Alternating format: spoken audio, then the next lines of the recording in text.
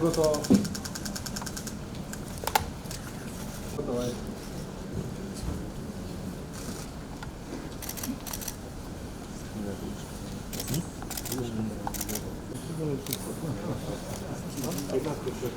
Ajde, gotovo.